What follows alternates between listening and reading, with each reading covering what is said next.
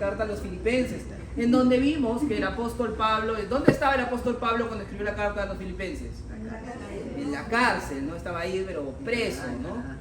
Muy probablemente también estaba en prisión cuando escribió la carta a los Efesios y también cuando escribe la carta a Filemón. Y otra de las cartas que escribe Pablo desde la cárcel es la carta a los Colosenses, que es la que nos toca estudiar el día de hoy. Hoy vamos a arrancar con la carta a los Colosenses, que fue escrita entre el año 60 y el año 62 después de Cristo. Estamos añitos nomás de la muerte de Pablo. Pablo moriría entre esos años, entre el 60 y el 65. Algunos dicen hasta el 68, pero más probable es que entre el 60 y el 65 es que Pablo fue decapitado en Roma. Así que ya estamos, digamos, en sus últimas cartas. Pablo ya es un hombre anciano, Pablo ya es un hombre experto, digamos, en sufrimientos, porque ha ido a prisión varias veces, porque ha sido castigado, porque ha sido flagelado, porque por causa del evangelio lo han apedreado incluso y lo dieron por muerto y lo tiraron afuera de la ciudad. Decían, este hombre ya está muerto, va a apestar, y lo tiraron afuera de la ciudad, ¿no? Pasaron unas horas y bueno, Pablo recuperó la conciencia, se levantó y ¿qué creen que hizo? Según el libro de Hechos, se quitó el polvo y ¿qué creen que hizo? Volvió a entrar a la ciudad a volver a predicar, ¿no? Entonces, Pablo era un hombre así, de ese tipo de carácter, ¿no? No estoy muerto, ¿no? Y vuelve a entrar otra vez para predicar a la misma iglesia, a la misma ciudad que lo apedreó y lo tomó por muerto. Él vuelve a ir a predicar. Entonces Pablo era un hombre de ese carácter, de esa pasión para que las personas conozcan la verdad de Cristo. Y Pablo ya está anciano, Pablo ya está viejo, ya no es un joven, ya ni siquiera es adulto, no tiene la fortaleza, el vigor. Pablo ya necesita muchos ayudantes para poder culminar sus cartas. Es en estas cartas, las últimas cartas que escribe Pablo, en donde aparecen las personas que lo ayudan.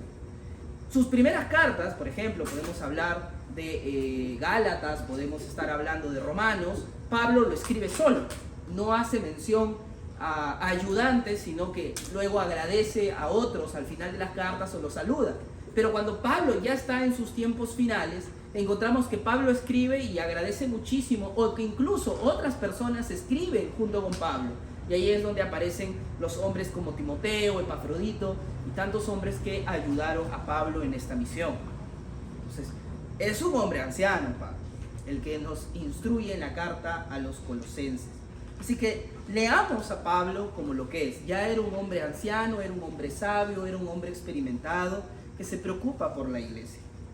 ¿Qué contexto estaba pasando la iglesia de Colosas? Colosas era una ciudad que fue fundada ya por Jerjes, te estoy hablando en el siglo VI antes de Cristo, siglo V antes de Cristo, y era una ciudad próspera, en la que está hoy día en la actual Turquía. Era una ciudad que tenía una colonia importante de gentiles, pero también de judíos. Entonces digamos que era una ciudad que conocía un poco el Dios de la Biblia, porque había una comunidad judía importante que adoraba justamente al Dios de la Biblia. Y ahí es donde Pablo, en el libro de Hechos, nos narra que funda la iglesia de Colosas. Años más tarde, Pablo, además de fundarla, envía esta carta a la iglesia de Colosas, porque está preocupado. Pablo está a puertas de morir, él sabe que va a morir, y entonces se preocupa por la iglesia, no quiere dejar a la iglesia al abandono, al desamparo. Ahora, la iglesia de Colosas al parecer estaba bien, económicamente estaba bien, tenía una buena estructura, no tenía divisiones como la tenía la iglesia de Corinto. Entonces, ¿qué está pasando con la iglesia de Colosas? La iglesia de Colosas estaba comenzando a ser enseñada, tenía por ahí un comezón de oír de una falsa enseñanza que destruye la raíz del evangelio. ¿Cuál era esta enseñanza que años más tarde se convertirá en la gran herejía que la iglesia cristiana tuvo que enfrentar por lo menos en sus primeros 7 siglos? ¿Cómo creen que se llama esa herejía? ¿Qué? No. El gnosticismo, señores. El gnosticismo. La herejía gnóstica ya comenzaba a fecundar en las iglesias, ya comenzaba a dejar por ahí sus falsas enseñanzas. Y entre tantas cosas que enseñaba la herejía gnóstica, y no lo vamos a tratar el día de hoy, pero una de las cosas claves y pilares era que negaba que Cristo, es decir, que el Hijo de Dios había venido en carne, negaba la encarnación de nuestro Señor. Decía, Jesucristo no es no vino en carne, no era un hombre, tenía apariencia de hombre, era como un fantasmita que tenía apariencia de hombre, pero no era hombre, y por ende no murió. Y como no murió, no pudo resucitar. ¿Y por qué ellos querían esto? Porque ellos decían que todo lo material, todo lo carnal, es malo. Pertenece a este mundo que ha sido corrompido, ¿ok?, por el demiurgo. El demiurgo es el falso Dios que ellos van a acusar, que es el del Antiguo Testamento, ¿sí? El Dios malo, el Dios de la materia, el Dios que tiene el control y que quiere corromper al mundo a través de la maldad, de la ira. Entonces ellos decían, la carne pertenece al demiurgo, es algo malo, y lo espiritual es bueno. Si Cristo es bueno, entonces Cristo no pudo tener carne. Cristo no era hombre. Y Pablo quiere enseñar en la carta a los Colosenses que Cristo era plenamente hombre y plenamente Dios, que en Cristo habitaba corporalmente, y lo dice él explícitamente en Colosenses 2:9, toda la plenitud de la deidad. Pablo va a hacer una carta fuerte a la iglesia de Colosas para que no olvide la esencia del evangelio centrada en la persona de Jesucristo. Vamos a leer solo algunos versículos del capítulo 1, porque el contexto en que vamos a estudiar a Pablo es el contexto también que los reformadores se enfrentaron en el siglo XVI y siglos más tarde también. Versículo 1, Colosenses, capítulo 1, en adelante. Pablo, apóstol de Jesucristo por la voluntad de Dios, y el hermano Timoteo, a los santos y fieles hermanos en Cristo que están en Colosas, gracia a ustedes y paz, parte de Dios nuestro Padre. Vamos ahora al versículo 7. Así ustedes lo aprendieron de Epafras, nuestro amado consiervo, quien es fiel servidor de Cristo de parte nuestra, el cual también nos informó acerca del amor de ustedes en el Espíritu. Por esta razón, también nosotros, desde el día que lo supimos, no hemos cesado de orar por ustedes, pidiendo que sean llenos del conocimiento de su voluntad en toda sabiduría y comprensión espiritual, para que anden como es digno del Señor, haciendo en todo lo que le agrada, dando fruto en toda buena obra y creciendo en el conocimiento de Dios. Rogamos que ustedes sean fortalecidos con todo poder según la potencia de su gloria, para obtener toda perseverancia y paciencia con gozo, dando gracias al Padre que nos ha capacitado para compartir la herencia de los santos en luz. Es decir, Pablo ora por la iglesia de Colosas para que sea llena del conocimiento de Dios. Ruego, dice, para que sean llenos del conocimiento de Dios y de la voluntad de Dios, y que tengan comprensión espiritual para saber qué es lo que Dios desea para sus vidas. Ruego para que anden dignos como del Señor, porque le pertenecen al Señor, que hagan todo lo que le agrada, que sus frutos, sus obras sean obras que agraden al Señor y conozcan más a Dios. Es decir, que no anden en la ignorancia de las Escrituras, porque a Dios se le conoce a través de la lectura de las Escrituras. A Dios se le conoce a través del tiempo personal de oración. A Dios se le conoce a través de la comunión en la iglesia. A Dios se le conoce a través de la comunión del calor de los santos, es decir, por ejemplo, este tipo de reuniones.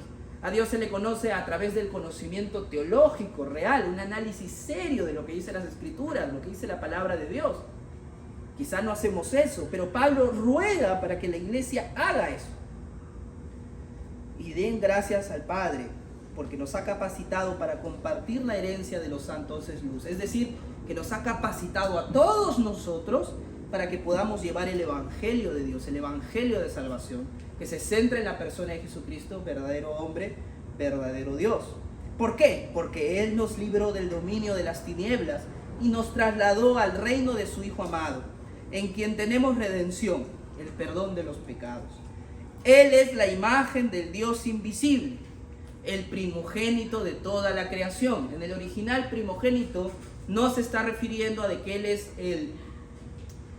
la primera criatura, como algunos quieren interpretar. Primogénito quiere decir de que Él está por encima de toda la creación, que a Él se le fue dado toda la creación y que toda la creación emana de Él.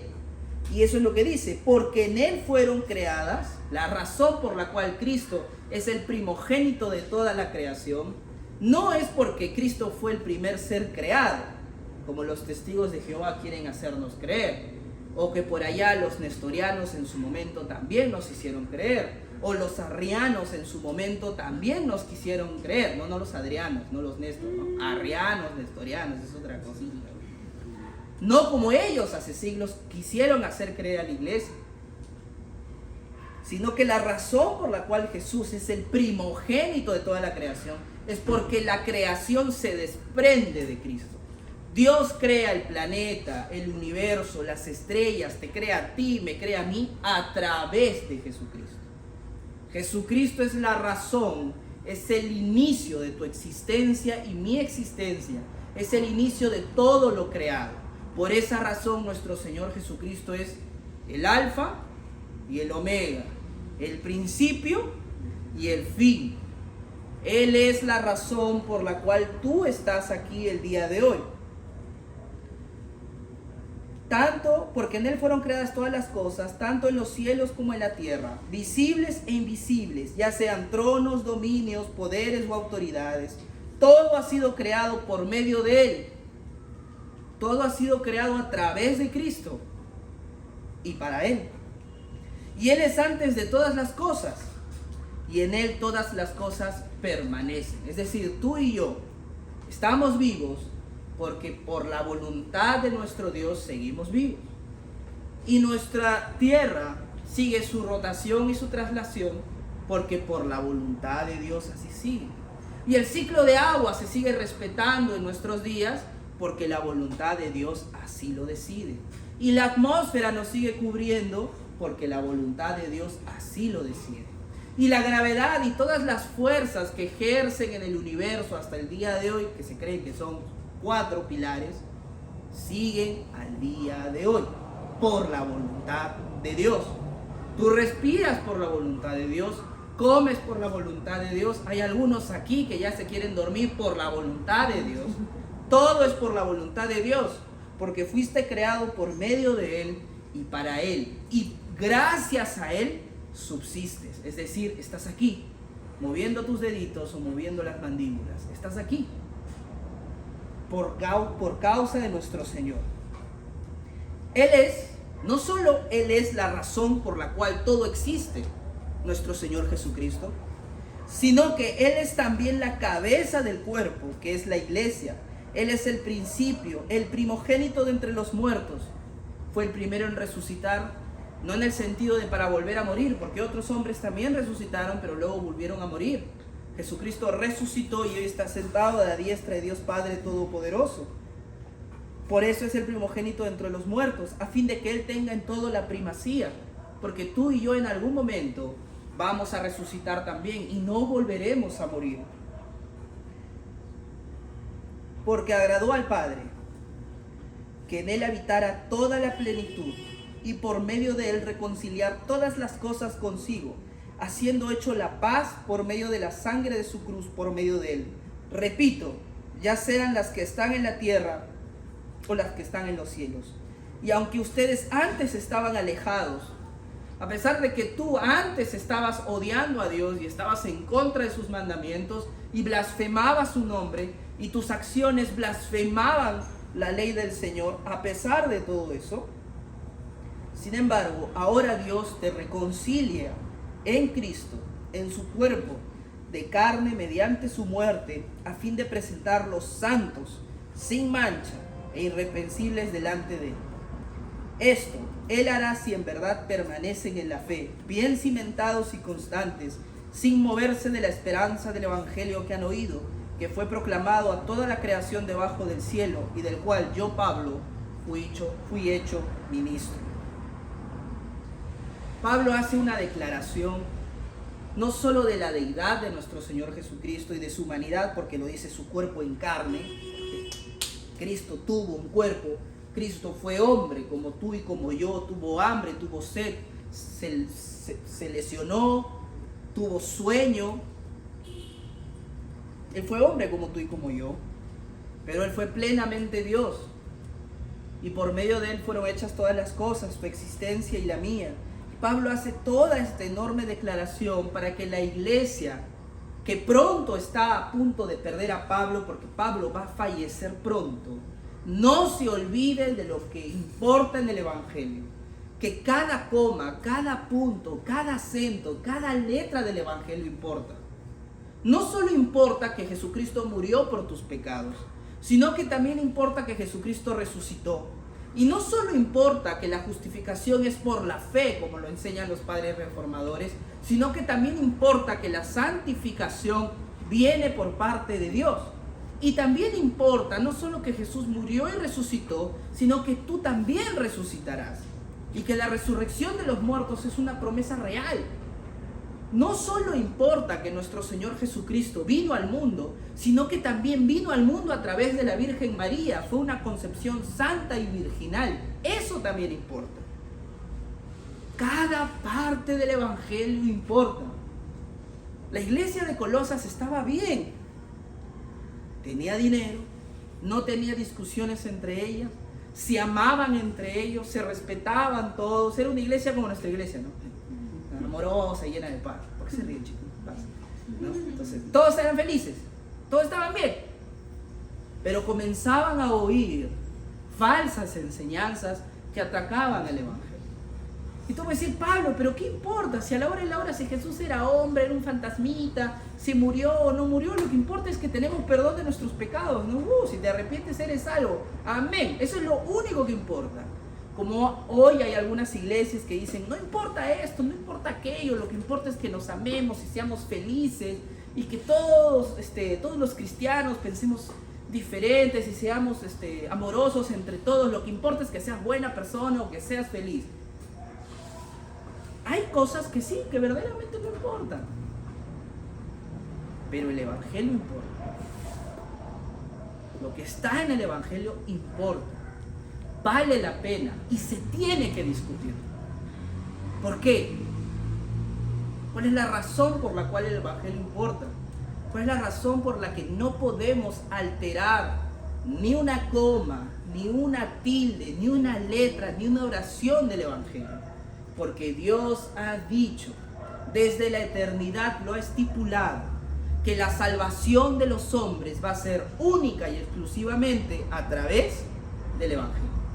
Y cuando tú alteras el Evangelio, alteras la salvación y la niegas a los hombres que están a punto de oírla.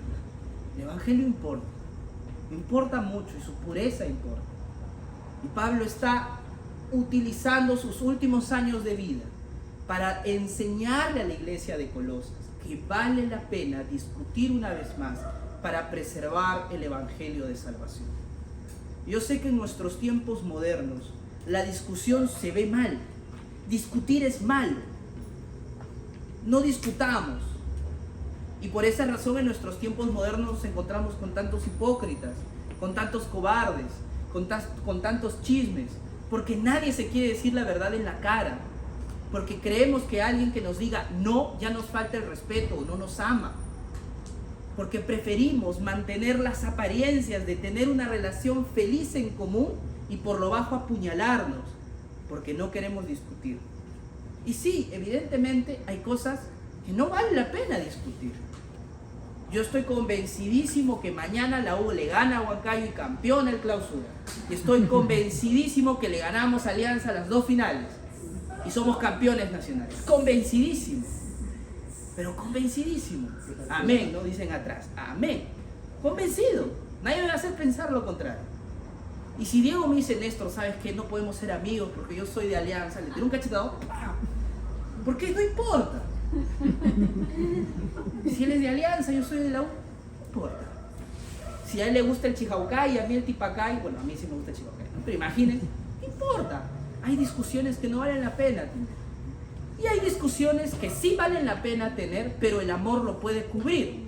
Por ejemplo, veo, o mi esposa ve algo en mí que no le gusta, no sé, pues, Néstor, que todas las noches roncas, horrible, no me dejas dormir. Gracias a Dios mi esposa tiene el sueño pesado. Entonces yo armo mi coro extraordinario, pero mi esposa está durmiendo feliz, ¿no? El que lo sufre es el vecino, pero no ella al menos, ¿no? Y sí, podemos discutirlo. No me dejas dormir, eres un desgraciado. Puede decirme eso. Pero no lo va a hacer, porque en amor prefiere cubrir esa discusión. Pero hay discusiones que sí son necesarias tenerlas. Alguien tiene que hacerlo. Vale la pena discutir. ¿Por qué? Porque la consecuencia de no discutirlo es peor. Porque puede afectar, como este caso, vidas, almas, las puede condenar al infierno. ¿Y quién lo va a hacer? Porque nadie quiere ser el malo de la película. Nadie quiere decir, chicos, lo siento, pero no me parece. Eso está mal. No podemos hacer eso, porque eso a Dios no le agrada. Nadie quiere hacer eso, ni en el grupo de amigos en donde estás, donde quizá la mayoría ni siquiera es cristiano. A nadie le gusta decir, chicos, no podemos hacer eso. Eso va contra la ley de Dios. Entonces voltean, ¿qué te pasa? ¿Qué te pasa? Hay discusiones que valen la pena tener, porque son discusiones que abarcan el alma de las personas. Y vale la pena ser llamado en su momento quizá como alguien que va en contra de la unión, va en contra de la amistad o el que arruina los planes. Bueno, los reformadores que están a sus costados fueron ese tipo de hombres. Se levantaron porque había algo que no estaba bien en el Evangelio.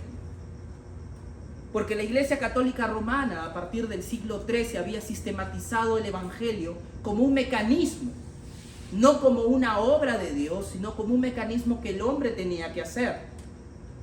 A través de la teología de Pedro Lombardo, a partir del siglo XIII, la Iglesia Católica Romana iba desarrollando un camino, lo que conocemos como el camino sacramental. Una senda de sacramentos en donde los hombres tenían que cumplir para llegar a ser justos. El católico romano había desarrollado la salvación como una idea. Tú tienes que hacer cosas para ser salvo. ¿Quieres ser salvo? Tienes que andar por el camino sacramental. Y hay 7 sacramentos según la Iglesia Católica Romana. 7. No todos pueden disfrutar de los 7, porque hay algunos que son exclusivos para los sacerdotes y hay otros que son exclusivos para los laicos, como el matrimonio. Los laicos son los hombres comunes, ¿no?, que participan en la iglesia pero que no tienen cargo en la iglesia. Con el matrimonio. Y entonces el católico romano había dicho que para ser salvo tú tienes que llegar delante de la presencia del Señor y el Señor examinará si fuiste lo suficientemente bueno. Eso enseña la Iglesia Católica Romana. Si no me creen, está dentro del catecismo de la Iglesia Católica Romana. Ahí es donde está la sistematización de su doctrina. Y entonces, obviamente ellos creen que Jesucristo murió por su iglesia, creen que Jesucristo nos ha habilitado a todos los hombres, ha limpiado, digamos, en parte su corazón y les ha habilitado. Es decir, antes estaban muertos y ahora están como que medio enfermitos, ¿no? O sea, ya pueden hacer cosas buenas, dice la Iglesia Católica Romana. Entonces es necesario que, vamos, demuestra que puede ser salvo. Y entonces depende de nosotros. Y comenzamos con la penitencia, podemos comenzar, bueno, en realidad se inicia con el bautismo, con la primera comunión. Puedes comenzar luego con la Eucaristía, ¿no?, que es parte de lo que nosotros llamamos la Santa Cena. La penitencia, que es necesaria para constantemente renovar tu espíritu, tu alma, ¿no?, y etc. Y cuando estás a punto de morir, los santos óleos, los sagrados aceites, que se te echan para perdonar de tus pecados antes de que fallezcas. Y para los que están ordenados, pues el sacramento de la ordenación, seas sacerdote. Y es a través de estos sacramentos en donde tú, como un carrito, ¿no?, a mí me gusta utilizar siempre este ejemplo, como el carrito que llenas de gasolina. Es a través de los sacramentos en donde llenas la gasolina de gracia, ¿no? Llenas tu alma de gracia y de perdón, de justicia, la llenas. Obviamente día tras día vuelves a pecar, al igual que en un carrito vuelve a andar por la carretera y se te va acabando la gasolina, se te va acabando la gracia, la justicia. Entonces necesitas otra vez los sacramentos para volver a llenarlo. Y si llegaste con el tanque lleno al trono de Dios, entras al cielo. Si llegaste con el tanque a la mitad, te vas al purgatorio, para que ese tanque pueda llenarse a través de la expiación en el purgatorio y luego asciendas al cielo. Y si tu tanque está vacío porque no seguiste el camino sacramental, ni siquiera te bautizaste, te vas al infierno porque has cometido pecados que no tienen ningún tipo de perdón. Era gente mala, ¿vale? Eso es como la Iglesia Católica Romana había desarrollado. Ahora, ¿por qué los reformadores? Porque hubo un problemita que explotó todo. Y ese problemita se llama las indulgencias. ¿Qué eran las indulgencias? Y ya voy a ir terminando, no te preocupes. ¿Qué eran las indulgencias? Había personas como Diego que son muy buenas y llegan al cielo no solo con el tanque lleno de justicia, sino rebosando, ¿no? La gasolina se cae, mucha justicia, muy santos. Eso no se puede desperdiciar, dice la iglesia. Entonces, lo que sobraba se llenaba otro estanque, ¿no? Una reserva especial que tenía la iglesia, que se llamaba los tesoros de las indulgencias. Era gracia extra que sobraba de los santos que habían sido muy buenos y que derramaba esa gracia, esa justicia en el tesoro de las indulgencias. Y entonces en el sacramento de la penitencia, que es un sacramento que se basa en que si haces algo malo te tienes que arrepentir, pero tienes que hacer una obra para resarcir el daño que has hecho, había personas que hacían cosas muy malas y que, por ejemplo, maté a alguien en mi ira. ¿Qué puedo hacer para resarcir ese daño? Pues no puedo resucitar al niño que maté, ¿no? O al hombre que maté, ¿qué hago? En casos excepcionales, la Iglesia Católica Romana le decía, bueno, ya que no puedes hacer nada, compra esta indulgencia. Te cuesta $10,000. Es mucho dinero. Y Dios te va a perdonar de tus pecados por esa indulgencia, ¿no? Porque ya hiciste esa obra, se te levanta el castigo y tu tanque volvió a ser lleno. Esas eran las indulgencias. Y hasta el día de hoy se venden indulgencias en la Iglesia Católica Romana. El problema fue que la Iglesia Católica Romana en algún momento decidió construir una enorme basílica, una enorme ciudad, la que hoy es la Basílica de San Pedro y la Ciudad del Vaticano, a la que muchos turistas van y se toman fotos, ¿no? Una iglesia preciosa. Eso cuesta plata, señores, mucha plata. Y la Iglesia Católica Romana estaba en una crisis financiera. Y los reyes o los reinos europeos estaban en una crisis financiera. Y los turcos, que eran musulmanes, que odiaban a los cristianos, cuando el odio era mutuo, estaban ahí nomás, en Hungría, cerquita nomás de Italia. Era un contexto difícil. La Iglesia Católica Romana, ¿qué se le ocurrió para ganar más platita? Dijo, bueno, pues digamos que el Señor ha derramado indulgencias para todas. Las indulgencias ya no están $10,000, la indulgencia está un sol. Rematamos indulgencias. Entonces, ¿qué hacían? Habían personas, vendedores, pero negligentes, horribles, que andaban por la calle como si vendieran pan y decían indulgencias, indulgencias, y la gente compraba, ¿no? Porque ya no tenías que hacer ninguna buena obra, ya no tenías que arrepentirte, ya no tenías que ir a la iglesia, no. Comprabas tu indulgencia y listo. Yo le pegaba a Diego y nada, perdón a Dios, indulgencia de 10 soles, listo, Diego, yo no te doy perdón, acá está. Sencillo como eso, indulgencias para todos. Y tú dirás, ¿qué importa? La gente era feliz, la gente estaba bien.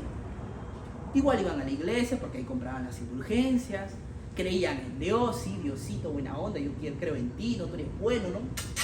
Celebraban las santas, no sé, celebraban la Pascua o Jueves y Viernes Santo, trataban igual de no hacer cosas malas. Esto la iglesia igual estaba bien. Pero no, eso no está bien, porque el perdón de Dios no se compra, porque el perdón de Dios demanda un corazón contrito, humillado, porque si tú haces algo malo, tienes que entender que hiciste algo malo. Y las indulgencias no muestran el verdadero valor del sacrificio que hizo Cristo en la cruz. Y ahí es donde un hombre atormentado como Lutero, porque Lutero, bueno, como se explicó, Lutero cambia de universidad por un incidente, le cae un rayo, bueno, él se vio atrapado en una tormenta eléctrica y él oró a la Virgen y dijo, Virgen, si tú me salvas de la vida, por favor, si no me cae un rayo, porque los truenos al parecer dicen que le quemaban ahí, si tú me salvas, me haré sacerdote. Y vivió, pues, ¿no? Entonces él creyó que Dios lo había salvado y que lo había llevado a ser sacerdote.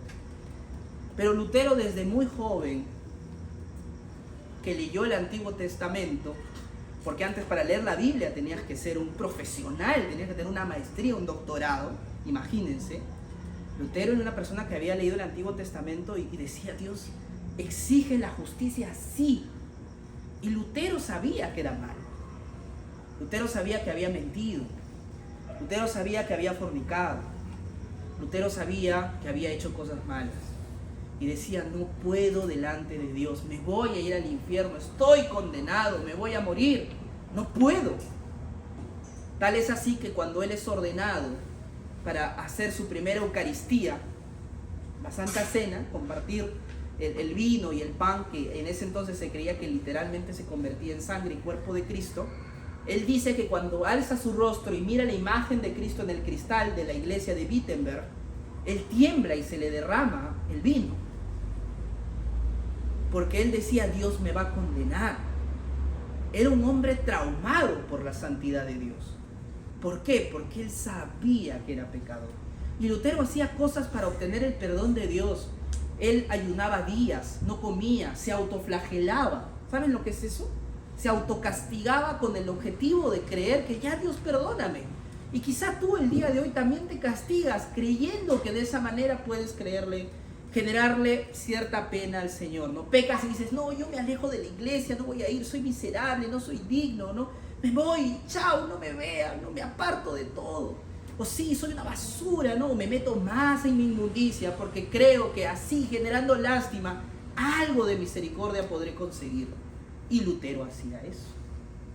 Él creía que haciendo esas cosas podía conseguir algo de la misericordia de Dios.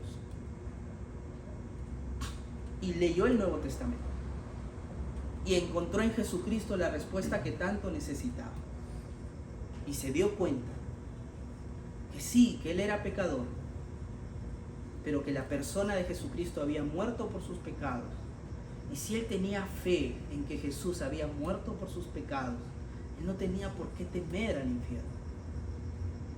Si él tenía fe en que el Señor lo amaba, él no tenía por qué temer al diablo.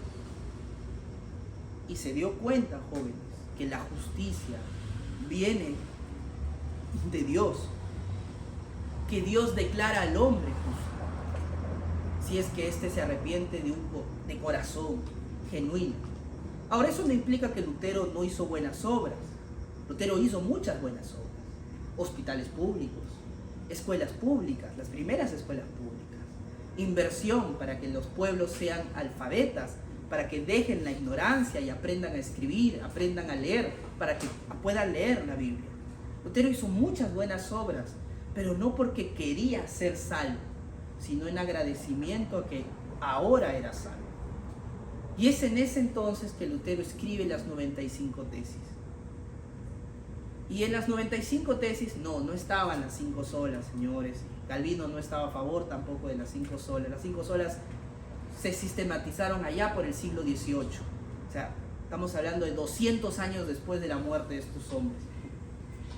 Lo que hace Lutero, en sus 95 tesis es criticar al Papa y al sistema de indulgencias. Lo critica con todo su corazón. Y las 95 tesis se basan en una sola cosa. Dios ha prometido que el perdón de los pecados es a través de Jesucristo. Si eso es cierto, porque está en la Biblia, entonces es cierto, ¿de qué valen las indulgencias? ¿De qué sirven? De nada. Todas sus tesis van en relación a eso. Y el Papa, la Iglesia y toda la estructura que hacían las indulgencias no sirve de nada, porque si la Biblia dice que la muerte de nuestro Señor Jesucristo es la única que nos puede librar del castigo eterno, entonces no necesitamos nada más para ser libres. Y no solo fue Lutero, luego vino Calvino. Años después vino Calvino. Y Calvino enseñó más que el Tulip, porque el Tulip fue 100 años después, señores, en el Sínodo de Dort, estamos hablando ya siglo XVII, en Holanda, no lo hizo Calvino. Más que el Tulip, Calvino centró que toda la vida era para la gloria de Dios. Que si tú y yo estamos vivos es para la gloria de Dios. Y que si tú y yo respiramos es para la gloria de Dios. Y que todas nuestras obras deben apuntar a la gloria de Dios. Y ese fue el mensaje de John Knox para Escocia. Que todos los hombres deben vivir para la gloria de Dios. Y cuando John Knox llegó desde Ginebra después de su autoexilio, porque sabía que lo iban a matar en el gobierno de María, como bien lo expusieron, María Estuardo, si no me equivoco. Él llega a Escocia, comienza a predicar en su tierra, y él lanza una de sus frases que demuestra el sentido de estos hombres.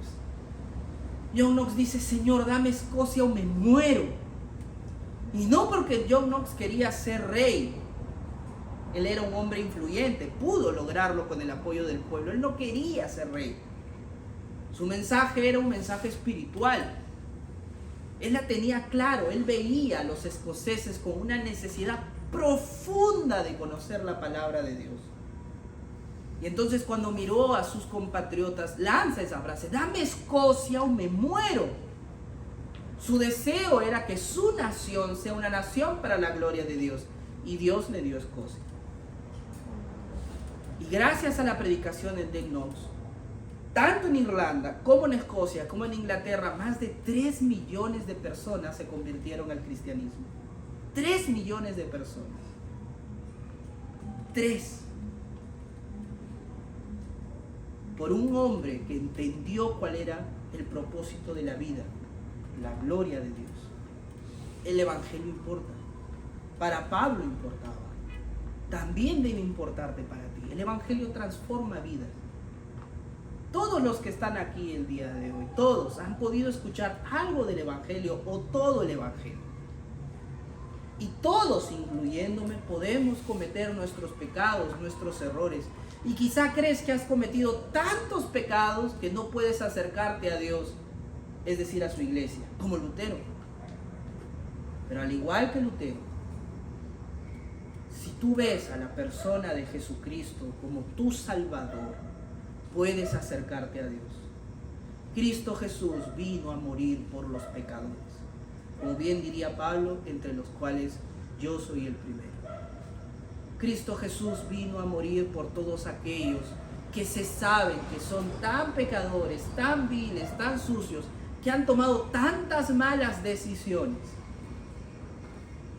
para que puedan ver el rostro de Dios cuando les toque partir. Y puedes hacerlo si te arrepientes de corazón. Y ahí viene el problema. Lutero era un hombre con mucha pasión, un hombre muy inteligente, pero muy pasional, a tal punto que en sus discusiones a veces Lutero hablaba malas palabras. Lutero era un hombre un tanto vulgar, era un hombre muy pasional, y enfrentó la muerte para que el evangelio llegue a su pueblo. John Knox era igual, solo que era más culto. No hablaba con groserías, pero era un hombre áspero, era un hombre duro, era un hombre de decisiones firmes. ¿Y cómo no serlo si tuvo que huir de su propia patria porque lo buscaban para matarlos?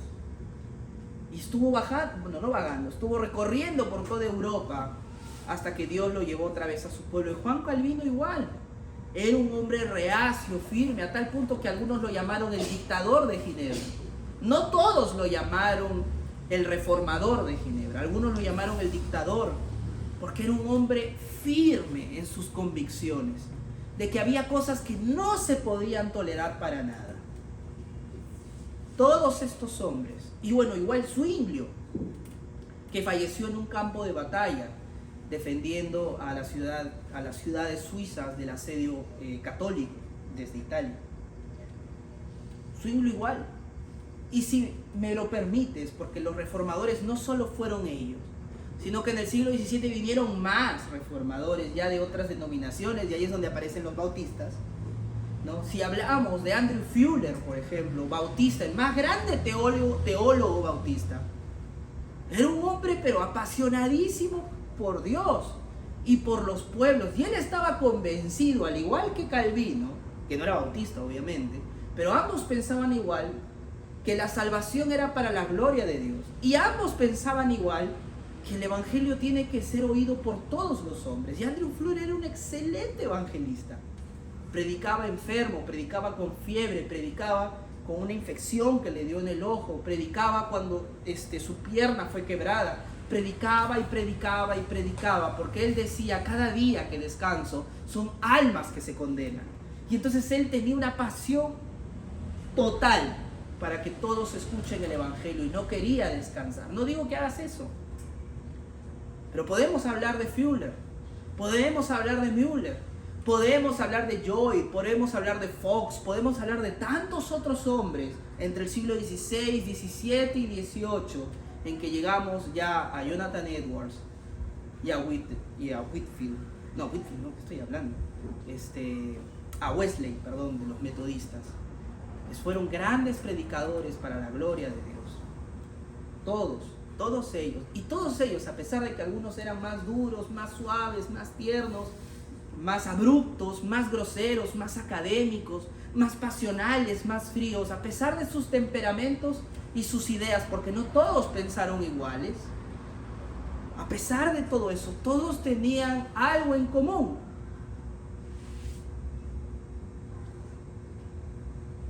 La vida es difícil y son nuestras decisiones, no nuestros dichos, son nuestras decisiones que demuestran si estamos viviendo para la gloria de Dios o no. Y eso es lo que juzgará Dios. Todos estos hombres fueron perseguidos por muerte. Todos estos hombres arriesgaron familias y algunos no las tuvieron. Arriesgaron amistades. Todos estos hombres, nadie la tuvo fácil, nadie. Pero tomaron las mejores decisiones porque entendían que todo era para la gloria de Dios. Tú no necesitas hacer lo que ellos hicieron. La Biblia ya está en tu idioma. Las doctrinas, sus libros, sus enseñanzas ya están. Las iglesias se pueden fundar libremente. Hoy puedes evangelizar en la mayoría de países del mundo sin persecución. Al menos no una persecución física, ¿no? Quizá mediática, pero no física. Hoy podemos cosechar los triunfos de estos hombres que Dios levantó. Pero ¿qué cosecharán nuestros hijos? ¿Qué cosecharán nuestros nietos? Si como cristianos no predicamos o no tomamos las decisiones que tenemos que tomar. ¿Qué va a ser de ti de aquí a 15 o 20 años si hoy no puedes tomar la decisión de alejarte de las malas amistades, de luchar valientemente contra esos vicios, de organizarte para que tu vida dé gloria a Dios? Podemos dar muchas excusas, yo las he dado con toda mi alma, pero no importa lo que digamos, son nuestras decisiones que demuestran si estamos viviendo para la gloria de Dios. Tendrás jefes, amigos, padres, conocidos, esposos, esposas, parejas. Tendrás tantas personas a tu alrededor que te dirán muchas cosas, incluso te obligarán muchas cosas, o te incentivarán a hacer tantas cosas, pero a la hora de la hora solamente tú eres responsable de tus acciones, no ellos. Y tú darás cuentas delante de Dios por lo que has hecho. Y espero que tus acciones sean acciones como la de estos hombres. No que reformes el Perú, pero que vivas de esa manera. Valiente. Valiente, joven. En esta vida hay que ser valientes. Esta vida no es para los cobardes. Me gustaría que sea más fácil, ¿sí?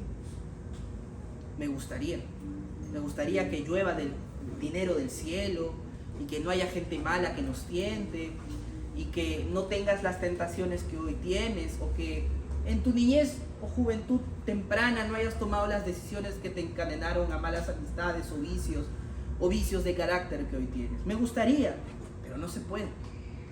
Esta vida es difícil, como la que estos hombres tuvieron que enfrentar. Es difícil. La vida es dura. Si alguien te dijo lo contrario, te está mintiendo. La vida es difícil. Hay enfermedades, hay traiciones, hay dolor, hay persecución, hay malas amistades. Tenemos que pagar las consecuencias de nuestras malas decisiones. Hay tentaciones que nos llevan a querer arrancarnos la cabeza después de hacer lo que hicimos, simplemente porque tuvimos un arranque o una depresión. Hay tantas cosas que podemos decir y tratar de justificar, pero la vida sigue siendo dura, es difícil. Por esa razón el Señor Jesucristo dijo que el reino de los cielos lo arrebatan los violentos. Y no está diciendo aquí que te levantes y le tires un sillazo a la persona que está a tu costado. No se refiere a alguien iracundo, se refiere a alguien valiente. Alguien que toma una decisión real y cierta. Hay jóvenes, por no decir todos los que están acá, que tienen pecados que vencer. No se vencerán siendo caballeros, señores. Nuestro Señor Jesucristo dice que vale más entrar al cielo tuerto, manco, cojo, que ser arrojado todo el cuerpo al infierno. En esta vida tenemos que tomar decisiones radicales, decisiones valientes.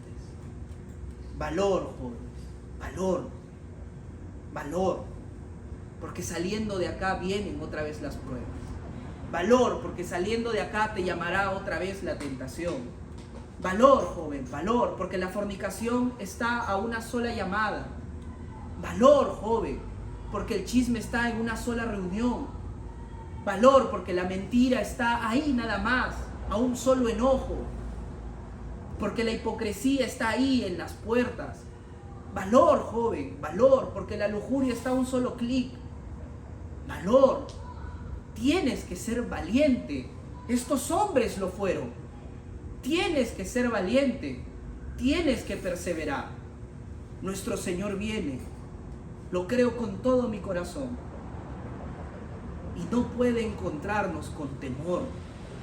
Tiene que encontrarnos valientes, apasionados, dispuestos a dar la vida como estos hombres lo estuvieron. Porque hemos sido llamados para eso, como dice Pablo. Hemos sido llamados para eso. ¿Qué heredarán tus hijos? ¿Qué heredarán tus nietos? Nosotros heredamos lo que otros grandes hombres lo han hecho. Y puedes tú pensarlo. Y puedes enumerar a Sproul, puedes enumerar a Lawson, puedes enumerar a MacArthur, a Michelin, puedes enumerar a Núñez, a tantos bautistas, presbiterianos o anglicanos que se te pueden venir a la mente. Puedes enumerar a todos ellos y todos ellos morirán. ¿Y qué heredaremos nosotros?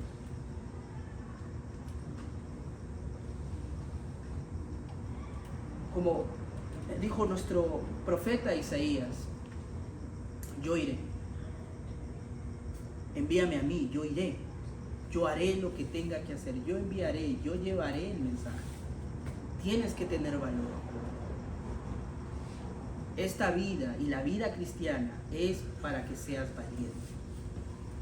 Y no lo vas a lograr si juegas con el pecado. Hoy quizá no te pase nada. En la juventud hay muchas circunstancias o muchas cuentas que no pagamos. Como cuando un hijo vive con su padre. No sabes lo que vale el celular, lo que vale la comida, lo que vale la luz, lo que vale el agua. No sabes lo que significa tener paciencia al convivir con alguien distinto a ti. Hasta que maduras y creces y sales de la casa de tu padre, tienes que comenzar a pagar todas las cosas.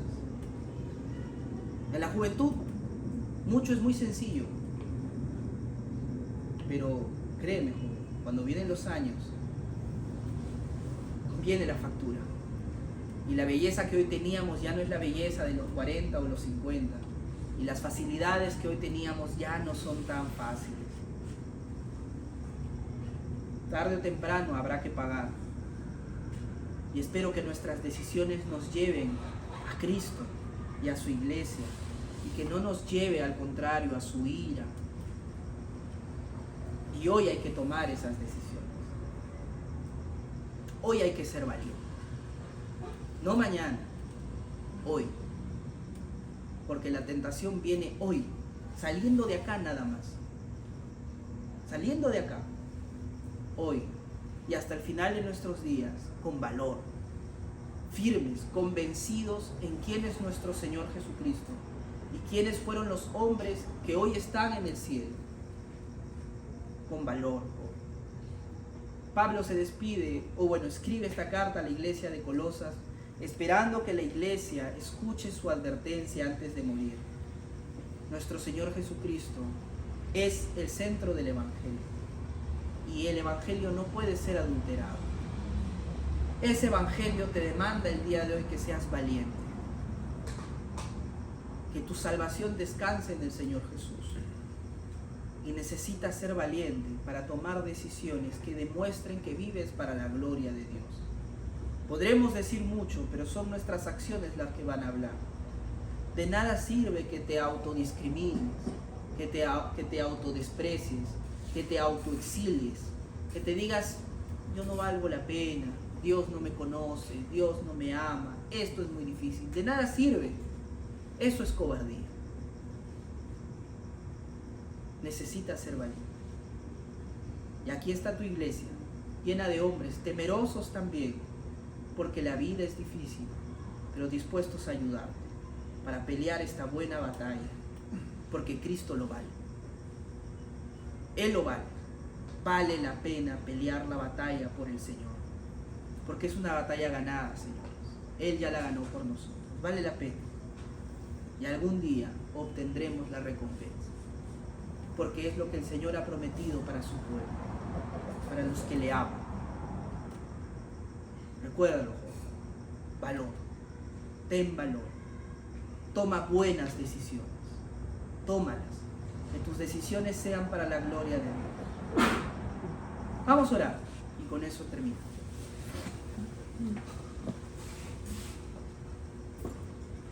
Bendito Señor, santificado sea tu nombre.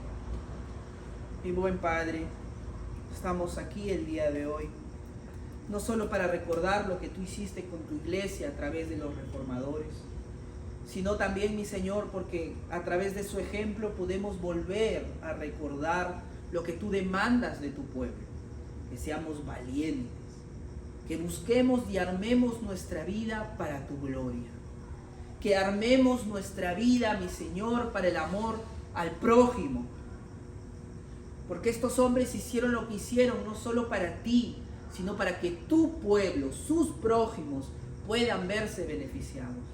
Algunos de ellos murieron en persecuciones, algunos fueron quemados, algunos fueron torturados, algunos fueron hechos en la hoguera, algunos fueron exiliados, Señor. Tantos hombres fueron tan brutalmente atormentados porque estaban convencidos, mi Señor, de que tu evangelio importa, de que importa saber lo que has hecho por tu pueblo y lo que esperas de ellos. Importa. E importa hasta el día de hoy. Importa saber que tú das el perdón de los pecados a todo hombre que se arrepienta de corazón, que reconozca su maldad, su hipocresía, su mentira, su fornicación, su chisme, su ira, su falta de perdón, que reconozca su inmundicia delante de ti y que exclame, Señor, con la pasión, Dios bendito, Dios de mi salvación, como exclamó Jacob, como exclamó tantos hombres en las Escrituras. Y tú das perdón, Señor, a los corazones contritos, humillados, a los corazones que se saben pecadores. Tú los perdonas y vienes a habitar en su vida y los juntas, los llevas a tu iglesia, que no es perfecta, pero que tiene el mismo sentir, para que sea alimentada, para que crezca, para que avance y para que luego ella pueda hacer lo mismo por otras personas. Señor, tu evangelio importa. Importa, Señor. Que nuestras decisiones así lo demuestren, Señor. Que vivamos tu evangelio. Hay jóvenes y señoritas aquí presentes, Señor, que tienen tantas tentaciones, que han tomado tantas malas decisiones, que el peso de la culpa o de las consecuencias parece irreparable. Pero hazles ver, como le hiciste ver a Lutero, que en Jesucristo tienen perdón, que no hay pecado que el hombre haya podido hacer que lo aparte tan lejos que tu amor no lo alcance. No, Señor, tu amor siempre nos alcanza. No hay maldad que hayamos podido hacer en nuestra juventud que tú no puedas perdonar. Tú siempre perdonas, Señor. Tú siempre amas. Pero pides de nosotros un arrepentimiento genuino, sincero. Y que sean valientes, Señor. Valientes como nos. Que no cedan ante la tentación, ante este mundo. Que sean apasionados evangelistas de tu verdad y que digan, Señor, dame Escocia o me muero. Dame Lima o me muero. Dame a mi familia o me muero. Dame a mi abuelo, a mi abuela, a mis padres, a mis hermanos. Dame a mis amigos, Señor. Dame a mis primos, a mis sobrinos, Señor. Dámelos para que conozcan de tu verdad. O me muero, Señor. Puedo vivir sin ver, sin que mis ojos vean el quebrantamiento de su corazón. Y que te reconozcan a ti como el único Dios viviente. Dales ese corazón, esa pasión, Señor. Dales el deseo de conocerte más como Calvino, que vivió su vida buscando tu gloria, Señor, estudiando tu palabra a profundidad. Que entiendan, Señor, que solo tu palabra es la verdad, solo tu palabra puede consolar nuestros corazones, solo tu palabra tiene las respuestas a nuestras dudas. Háblale, Señor. Háblame a mí. Permíteme ser ese hombre que quiero ser. Y a ellos ese hombre o esa mujer que anhelan ser. Para tu gloria, Señor. Que nuestras palabras solo repitan lo que nuestras acciones ya hacen, Señor. Que nuestras acciones sean para tu gloria. Que así sea, Señor. Por los méritos de Jesús, nuestro Salvador, te lo pedimos. Amén. Amén. Bien, algunos anuncios importantes.